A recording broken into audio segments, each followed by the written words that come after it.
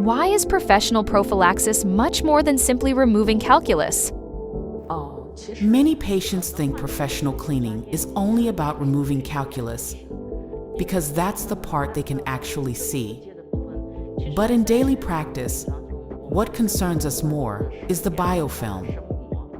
Even after the visible deposits are removed, millions of bacteria can still remain attached to the tooth surface and under the gums.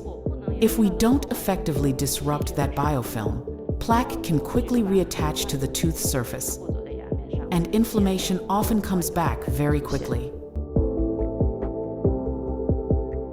Exactly. That is why professional prophylaxis involves much more than scaling. We also focus on cleaning below the gum line and smoothing the tooth surface, so plaque has a harder time attaching again. In my experience, patients who follow a regular maintenance program usually have healthier gums and healthier periodontal tissues. In the long run, their periodontal problems are significantly reduced. What are the most common mistakes during professional prophylaxis? One mistake we often see is focusing only on the visible calculus.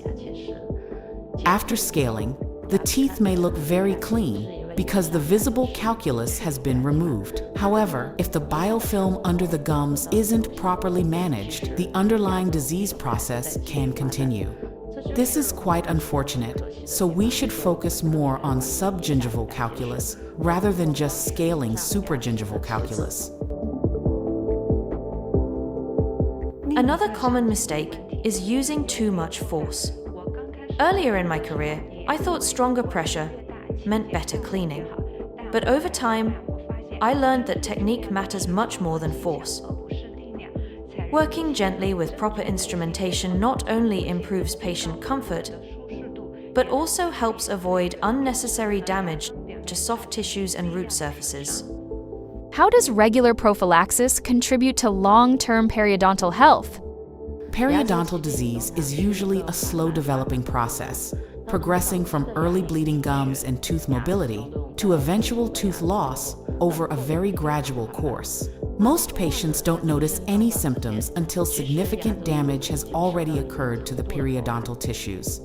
Regular professional scaling to interrupt the biofilm before it matures and causes deeper inflammation is, I believe, highly necessary. This is how effective professional care is, as we often prevent and treat problems long before patients are even aware of them. For periodontal disease, this is absolutely essential. I often explain to patients that what actually destroys periodontal tissue is not just the bacteria themselves. More often, the damage actually comes from the body's chronic inflammatory response. Regular maintenance helps reduce that inflammation, protecting the alveolar bone and supporting tissues. This is why long-term consistency in regular maintenance is so important. What is the biggest mistake dentists make when transitioning to digital impressions? I think many dentists focus too much on learning the scanner itself and forget the fundamentals. Moisture control is probably the best example, as saliva and blood are unavoidable factors in the oral cavity. Even with the most advanced scanner, if the preparation area cannot be kept dry and properly managed, it will be difficult to obtain accurate results. So I think this is a major pitfall. I also frequently see dentists repeatedly scanning the same area in pursuit of perfection. But in fact, overscanning can introduce unnecessary data, making the scanning process more complicated. With experience, you learn to trust the workflow and scan more efficiently. In which situations do intraoral scanners outperform conventional impressions?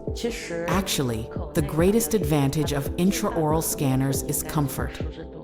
Traditional impression taking can trigger a strong gag reflex, commonly causing nausea and vomiting. While traditional impression trays can be highly uncomfortable, together with impression materials, patients often feel extremely uneasy, frequently experiencing gagging and vomiting. However, Our intraoral scanners are much more comfortable, clean, and convenient.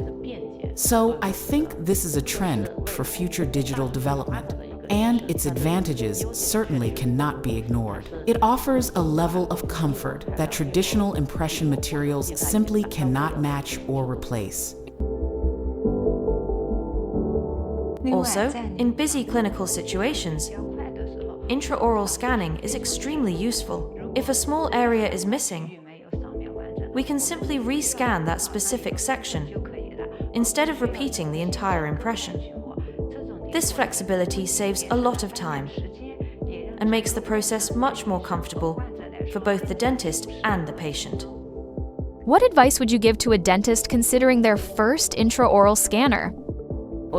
I think if you are planning to purchase your first scanner, you shouldn't just compare specifications or scanning speed, because most modern scanners on the market are already fast enough, and the differences are minimal.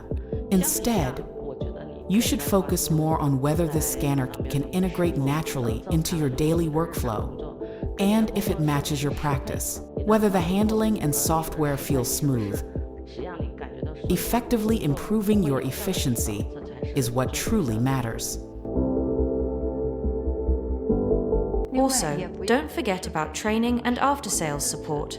In my experience, whether a clinic can successfully complete digital adoption depends heavily on education and after-sales support, just as much as the scanner itself. A scanner is more than a piece of hardware. More importantly, is there a reliable partner behind the technology to support you through the learning process? 学习和应用阶段。